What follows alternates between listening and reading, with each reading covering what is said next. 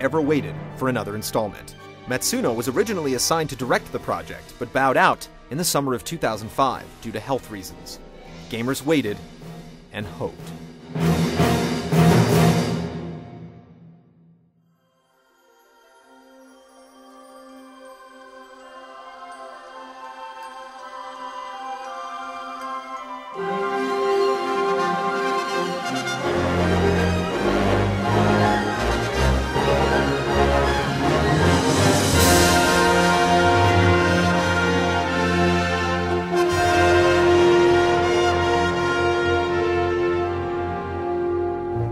Final Fantasy XII was released in Japan on March 16, 2006, and crossed the shores to North America in October of the same year. Although Final Fantasy XII's Ivalice was most similar to the Ivalice in Tactics Advance, the majority of the design team from the original Tactics and Vagrant story returned. Matsuno's duties were split between Hiroyuki Ito and Tactics art director Hiroshi Minagawa. Akihiko Yoshida designed the characters and Hitoshi Sakamoto composed the score. Series legends Yoshitaka Amano and Nobuo Uematsu had very little to do with 12, contributing basically the title logo and theme song, respectively. Told through the eyes of the bright youth Vaughn, 12 followed the plight of the dethroned princess Ashelia Dalmasca and her pilgrimage to reclaim her birthright and right the wrongs inflicted upon her homeland by the ever-expanding Arcadian Empire, led by the aging Emperor Groms and his ruthless, power-hungry son Vayne. After the murder of her husband and prince of a neighboring kingdom, Ashe went into hiding under the guise of suicide. When the Empire eventually captured her kingdom of Dalmasca and Vayne was appointed consul, she chose to hide no longer. Vaughn and his surrogate sister Penelo embarked on a number of misadventures that put them in the paths of the foppish sky pirate Balthier, his Viera companion Fran, and the disgraced Captain Bosch, who is believed to have assassinated Dalmasca's king Ramenas over the fateful treaty signing with the Empire.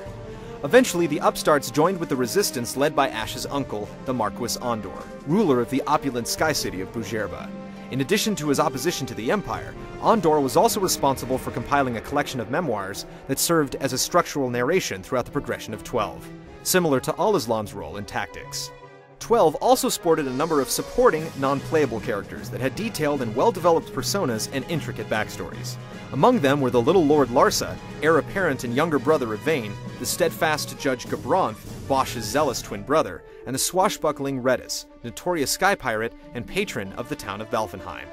In a reversal from his usual helpful nature, Cid was one of the party's many adversaries in 12, as a megalomaniacal scientist responsible for building Arcadia's airship fleet.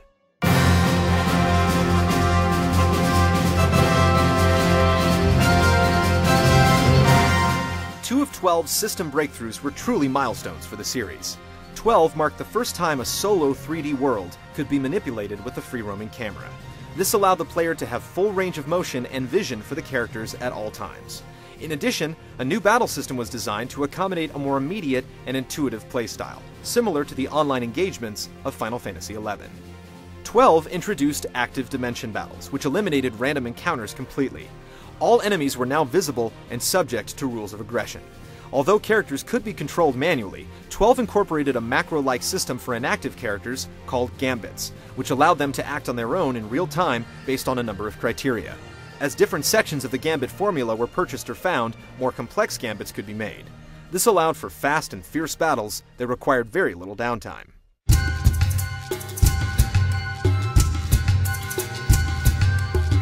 Vaughn and his compatriots added their experience to a leveling system called the License Grid.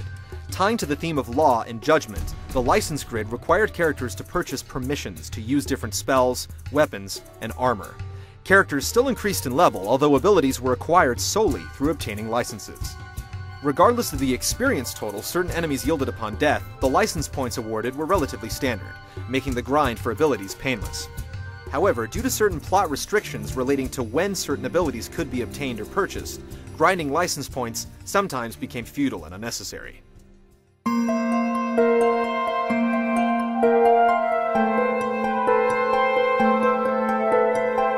The Ivalice of 12 maintained many concepts of Tactics Advance, which was the first time two Ivalices bore apparent similarities. The new races introduced in Advance returned in more intricate and expansive capacities.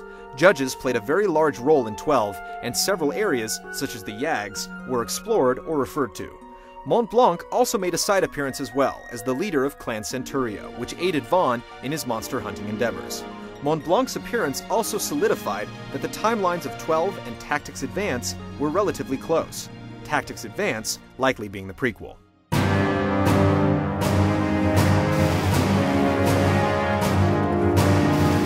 Another aspect of Advance that carried over was the introduction of a completely new pantheon of summonable creatures, known as Espers.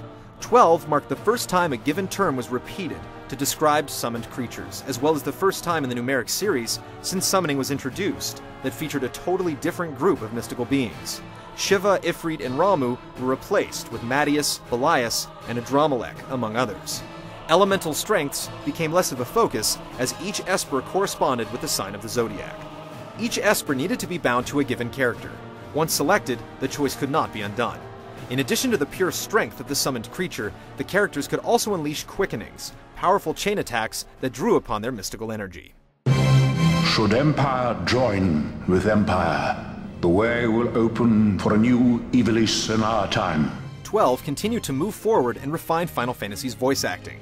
Extremely long pauses, odd vocalizations, and other glitchy elements were drastically minimized. The voices were brought down from the exaggerations of 10 and given a more legitimate tone. Even more heavy hitters in the voiceover community continued to flesh out the cast. John DiMaggio, who lent his talents to 10 as well, was followed by fellow Futurama alumnus Phil Lamar, who brought life to Redis. As part of the 20th anniversary celebration, 12 was given a brief makeover for its international release in August of 2007.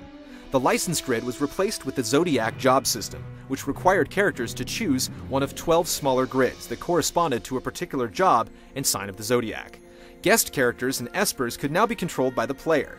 New Gambit spells and licenses were incorporated, and a new Game Plus feature was added, similar to Final Fantasy X-2.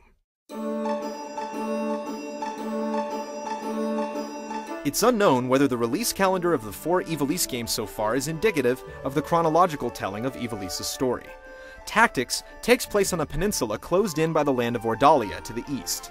Vagrant's story runs through the city of Leamond, and continually references the kingdom of Valendia. Tactics Advance is hard to assimilate geographically in the timeline because the map is constructed by the player. The Ivalice in 12, however, included both Valendia and Ordalia with minor spelling adjustments, despite the fact that the locations within them completely changed. It also contained several locations plotted in Tactics Advance. This led fans to assume that the block of land in the original Tactics sits on the west rim of the 12 map, possibly revealing that the Ivalice in the first PlayStation game expanded across several continents while growing over time into the overworld on the PS2. Several facts both support and destroy this theory. The bestiary in Final Fantasy XII was compiled by a woman with the last name Merlos, who might be a relative to the heroine in Vagrant's story, or Callow herself. And several of the items in Vagrant's story allude to characters from Tactics in Return. But according to Tactics, Moogles are extinct, so their inclusion in Final Fantasy XII might force the original Ivalice adventure to the end of the timeline. There are numerous theories, and none of them are correct until confirmed by the developers. But here's one we found the most interesting. Suppose Tactics and Vagrant's story were precursors to Tactics Advance, with the non-Moogle religious era eventually transforming into Saint Ivalice, similar to how Constantinople became Istanbul. Then, Moot and friends created an alternate Ivalice with their minds, one that added their favorite fantasy friends like Moogles, and new races like the Bonga and Viera. They eventually returned home, but what if this dream dimension lived on, and set the stage for Final Fantasy XII? The developers have confirmed several times that Tactics, Tactics Advance, Vagrant's story, and Final Fantasy XII all take place in the same world. But the order and relation of these chapters in Ivalice still remains a mystery. Hopefully, the sequels that have yet to be released will shed some light on the subject. In December of 2006, Square initiated the Ivalice Alliance, a series of titles all linked together by the continuing narrative of Matsuno's world. Its first entry, Final Fantasy XII Revenant Wings, was released on April 26, 2007 in Japan. The DS RTS was unlike any previous FF release, handheld or otherwise, engaging the player in complex real-time face-offs with touchpad controls. Final Fantasy Tactics A2, another DS battle simulator, is currently under development and will be placed chronologically behind Final Fantasy XII. And a remake of the original PlayStation Crusade launched on the PSP subtitled The War of the Lions. The portable port featured new items, jobs, and full-motion cutscenes detailing major plot developments and boss encounters. However the 6 chapters in the saga of Ivalice eventually come together, the kingdom itself stands as the most expansive setting ever created in the Final Fantasy universe, and even more adventures could lie in waiting. The name Ivalice only vaguely represents a solitary region of its planet's surface, so as the Alliance marches on, there's no telling where it will end.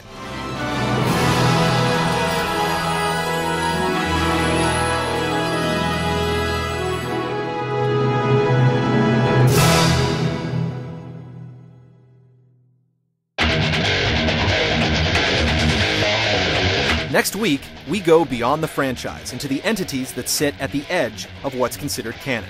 These random experiments include a handheld adventure, a mystical quest, a surprisingly long string of chocobo trials, and the various franchise leaps from the small set to the silver screen.